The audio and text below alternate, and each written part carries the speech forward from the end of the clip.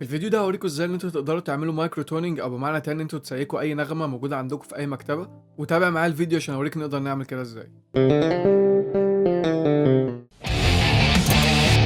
دي دلوقتي مكتبه الاومنسفير، وانا عايز العب دلوقتي راست الدو، فده معناه ان النغمه الثالثه اللي هي المي هتكون ناقصه ربع تون، والنغمه السابعه اللي هي السي هتكون ناقصه ربع تون. ففي بلجن حلو قوي انا هستعين بيه في الموضوع ده، وهو اسمه فلويد بيتش، وده بيكون شكله. والنسخه الجديده قادر ان انا افتح اي بلجن عندي جواه، ولكن انا هوريكم دلوقتي الحركه دي لو البلجن عندي عادي موجود في الاف ستوديو، برضه عشان اكون متحكم فيه زي ما انا عايز.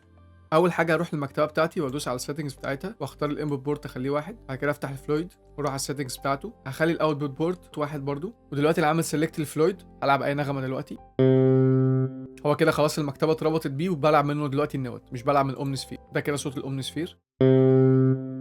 طيب انا زي ما قلت لكم ان انا عايز العب راست الدو، فالروت هختار سي اللي هي الدو. بعد كده هاجي هنا عند السكيل واختار اريبيان واختار راست، وهنا المقامات العربيه موجوده كلها. خلاص هو عندي اوتوماتيك هنا سايك المي وسايك السي، يعني دلوقتي الصوت اللي خارج منه هيبقى عامل كده بالظبط.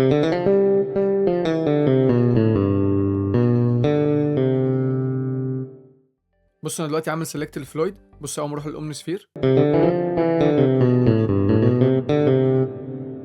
بص لما ارجع ليه،